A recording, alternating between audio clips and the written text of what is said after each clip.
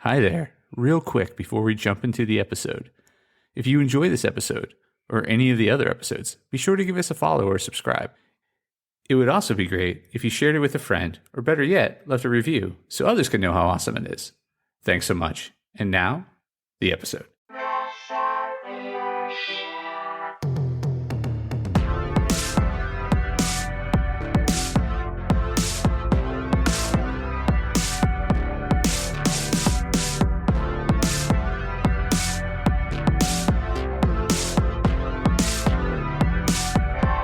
Hey there, Press Starters, and welcome to the Press Start Leadership Podcast, the podcast about game-changing leadership, teaching you how to get the most out of your product and development team and become the leader you were meant to be.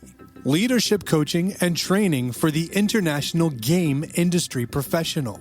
Now, let me introduce you to your host, the man, the myth, the legend, Christopher Mifsud.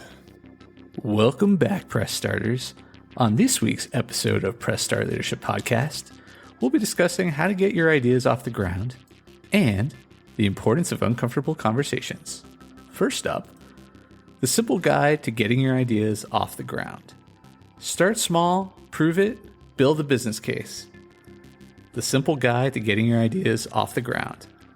In my career, I've had people come to me with great ideas that they were unable to use because there were too many twos. Too big, too costly, too much of a change for the organization at the moment. Just because something has too many twos, that doesn't mean you should abandon the idea altogether.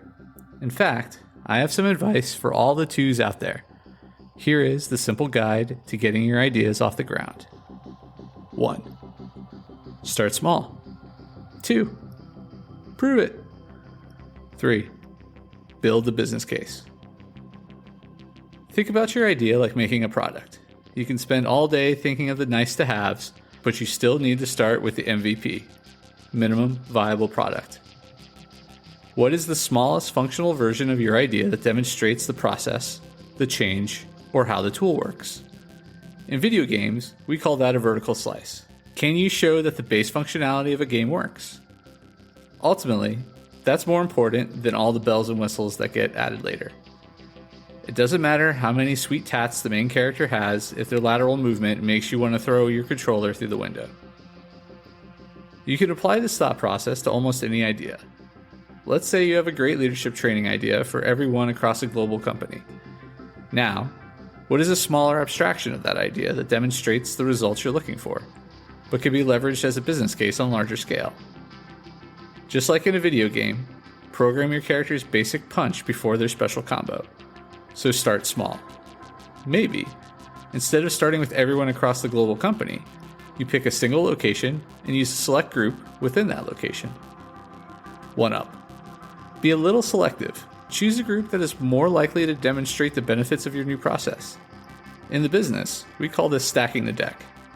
It may still be out of your control. And if your idea is as strong as you think, the group shouldn't matter. But it never hurts to have an extra edge. Then, you have to prove your idea works. Find the smallest group for the lowest cost with the lowest risk to prove your grand plan. Why? Think about Street Fighter. Do you think they built all the locations at once? No. They chose and tested one place, like E Honda's sauna, before moving on to the boat dock, the airplane hangar, and that dope room with all the elephants in it. If your idea works, combine your results, some testimonials, and a scalable budget for a ready-to-present business case for your big idea. While it's never a guarantee, it's hard to argue against logic, and a solid business case should sell your idea to most business-savvy stakeholders. Your persistence and ingenuity alone should warrant some bonus points, and maybe a leg up on getting your project off the ground. No matter what the outcome, you're one step closer to achieving your goals, instead of taking no for an answer. And that's a simple guide for getting your ideas off the ground. Let me know your tips for getting ideas off the ground in the comments below. All right, next up, the importance of uncomfortable conversations. How to have them and how to grow from them. If you read my blog regularly or listen to my podcast, you know I'm all about positivity, especially positive feedback. As a leader, I don't encourage criticism because it tends to be mostly negative and unproductive.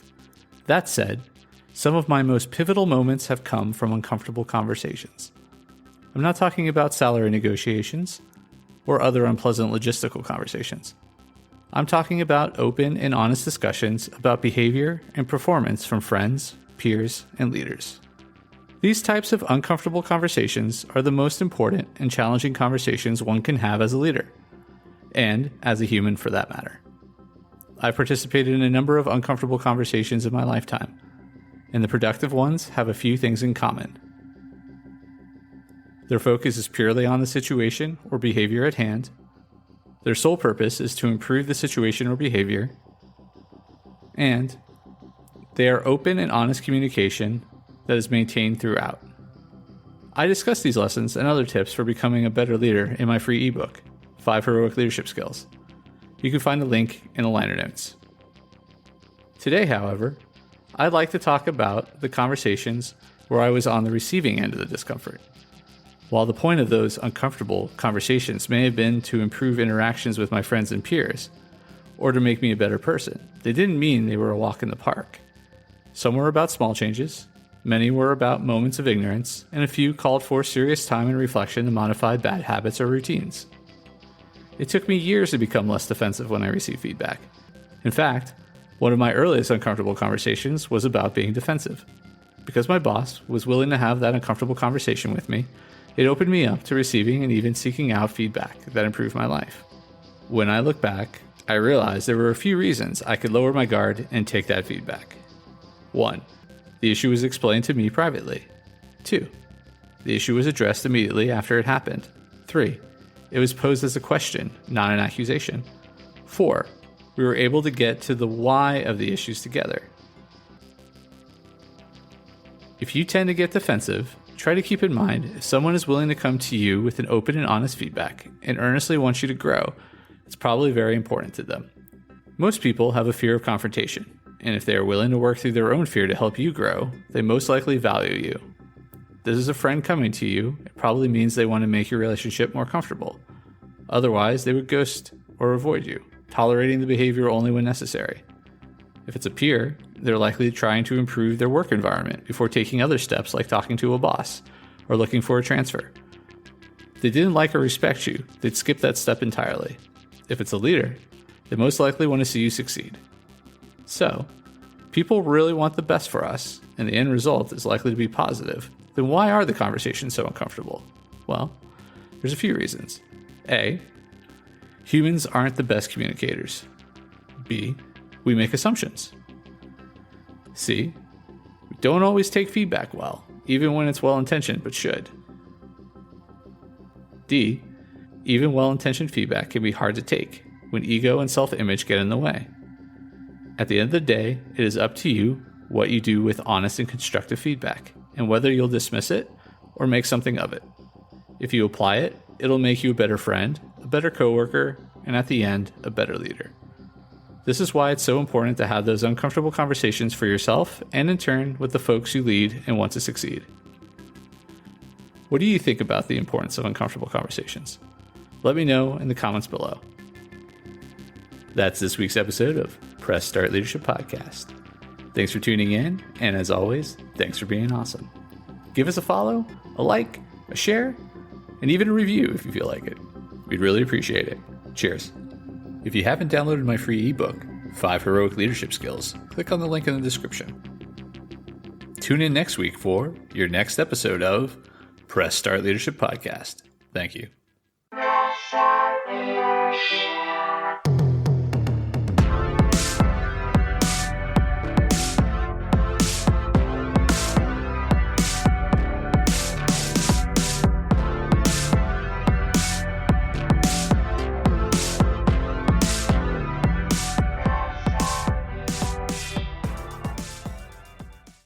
Oh, hi there.